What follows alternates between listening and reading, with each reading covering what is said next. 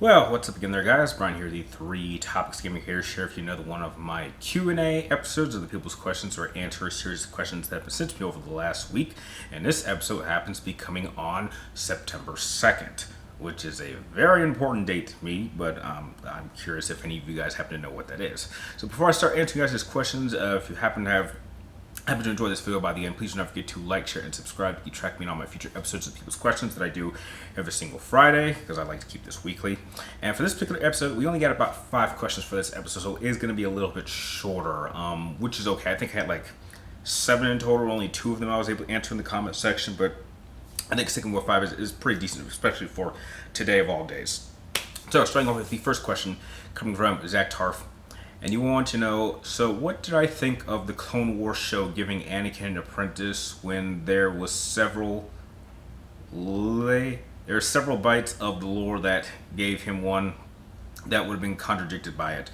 I really didn't mind. I think the idea of Anakin having his own apprentice during the Clone Wars, I think, would have gone a long way. You have to remember, Anakin and Obi-Wan Kenobi weren't always with each other. They always had different assignments. So I think giving someone for Anakin to look after and teach his own way, I think would have been a very big boost to his confidence. And that's something I think that Yoda saw, because a lot of people don't realize this. It was actually Yoda who picked Ahsoka to go send to Anakin, because he felt that, you know, she could learn something from him, and this would be something that could help Anakin. And I think in the long term, it certainly did impact him for a good amount of time. I think it helped him to cope with the amount of stress that being in a 3-year-long war that the Clone Wars was. It was very, very helpful. And it established probably one of the greatest characters that Star Wars has ever seen.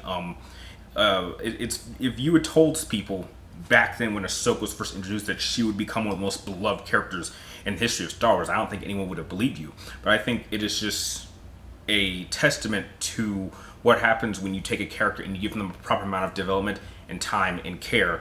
The fans will accept that, and we just, for the longest time, hadn't really experienced that on that level. So I think that giving Anakin an apprentice, I thought, was a brilliant idea. It took a long time for it to pay off, but it eventually did pay off. Just took time.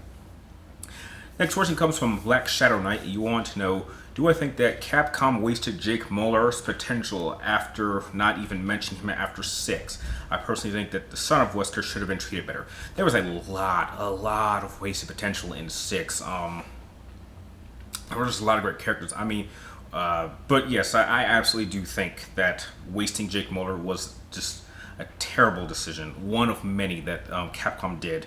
I really wish the story had continued on with 7 and 8, at least building up certain characters instead of going down this Ethan Winters path. I just thought that they perhaps wanted to take the franchise in another direction, and a lot of really great characters were sadly wasted. Jake Muller was wasted, Sherry Birkin was wasted, Piers was wasted, who sadly died at the end. Spoiler alert, I was really thinking that 6 was the point where you're going to start retiring some of these older characters and establishing new ones. I mean, I think just one of the biggest changes I would have done is, instead of giving Leon partner with Helena, I would have thought it would have been cool if Claire had been at that auction party for the president. I mean, I think, could you imagine what it would have been like to have Leon and Claire meet up with grown-up Sherry, the two people who inspired her? I mean, that would have been an amazing moment. Or to have or to have Jake Muller team up, which he kind of semi did, with Chris. I mean, just the amount of epicness was just off the would have been just incredible. Could have had its own game in general, but sadly that's not what happened. And yeah, I am saddened that Jake Muller has not even been mentioned. I mean, you can't bring in a character as big as being the son of Albert Wesker, the most iconic villain in your franchise, and not do anything past the introduction. I just don't think we were ever even given enough time with Jake. So yeah, I'm with you. I'm very saddened that they haven't done anything with this character to the point we're pretty much forgetting about him. But I'm glad we haven't forgotten about him, because he was awesome. Next question comes from Cinevic. You want to know, which character in Metal Gear series do I think is most like myself, and why? Ooh, this one was really tough. If I had to pick a character, I would say the closest one I would be is probably the boss. And the reason I would pick the boss is the boss personality wise, is very selfless. She values loyalty above anything else. And I actually adopted that directly from the boss. When I learned a lot of life lessons from video games that I very much, in virtues that I incorporate into my real life and build personality, and the importance and focus on loyalty I got directly from Metal Gear Solid 3 and specifically the boss. She's willing to make hard choices. She's willing to do things that, from a certain point of view, seem like wrong, but once you find out the truth about them, you kind of see that this person was doing them for noble reasons. And to be honest, I would even say that the boss as a character is at the direct heart of the franchise. Everything that happened throughout was because of this one character. Starting from Portable Ops, especially Peace Walker. Peace Walker was big on focusing on the boss. And even events that have nothing to do with the key characters that knew the boss, the direction of the Patriots was focused on what they thought the boss wanted for the world. So her invisible influence is felt throughout the entire franchise. Even when it's not even directly mentioned, it's still there. It's still present. So yeah, I would probably say the boss, which is why the boss is probably easily like my second favorite character in the Metal Gear Solid franchise, behind only Big Boss himself. Next question comes from the Batman of Neo Gotham. You want to know, do I prefer video game franchises that have multiple entries in them, or a video game that has its own standalone experience without any intention of a sequel? Well, but here's the thing. There aren't really many franchises outside of maybe a few JRPGs that function with telling multiple stories that are focused. I mean, the obvious candidate of that is something like Final Fantasy. Most of those entries are their own individual focused story, and then you have some that actually do have other lores, either prequels or sequels that kind of expand upon that individual focused story.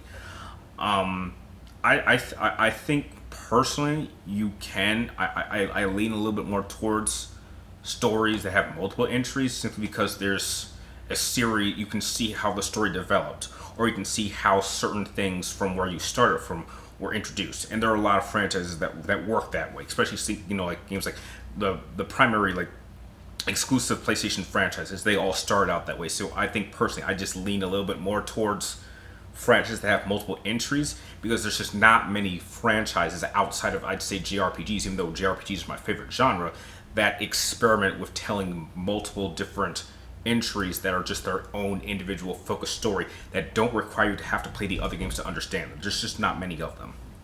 And the last question of the episode comes from Red Guilty. You want to know, what was the most epic moment in any superhero movie that impacted me the most? Or impacted me the most impressive? Well, I don't know what the impressive is for. This is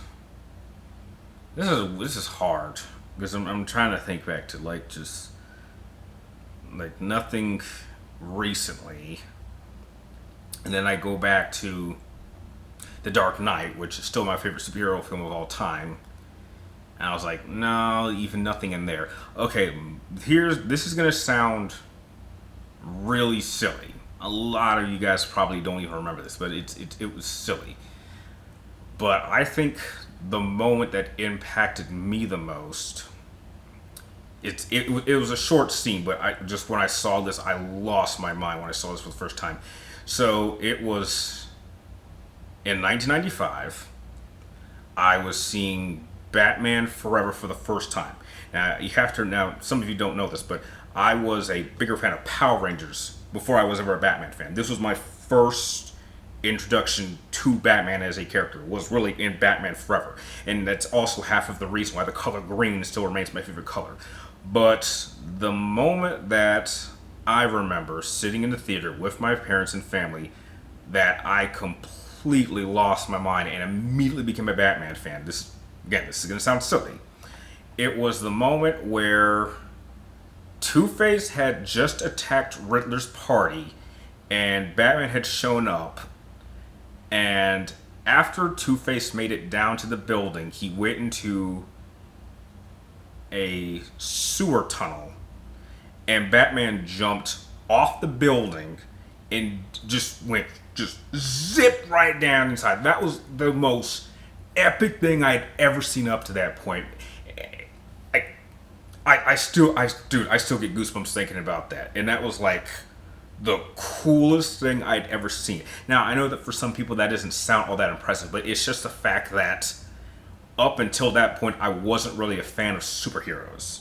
I wasn't even a fan of Batman up until that moment happened. So the fact that it was that individual moment in that particular film that made me a fan of superheroes, specifically Batman. And if it hadn't been for that moment, I probably wouldn't even be interested in superhero films or even superheroes in general now. I wouldn't be interested in the games, in the comics, in the cartoon series, none of that. And it all started with that one moment at that one age. If you can impact someone that deeply at that young of an age, it can have long-lasting effects. And I'm proof of that. So I think, as silly as some of you guys might think, that is the key moment that I just go back to the very, very beginning. That's the one moment in a superhero film that impressed me the most. And I was 5 when that film came out. So yeah. So that'll about do it for this episode of the People's Questions. I want to thank everyone that sent in your questions. Remember, if you have any more questions you'd like me to answer in next week's episode, be sure you type them in the comments down below. But make sure you get them into me before next Wednesday, but around noon before I start filming the next episode. And like always, thank you guys for watching. You're awesome, and I'll see you all next time.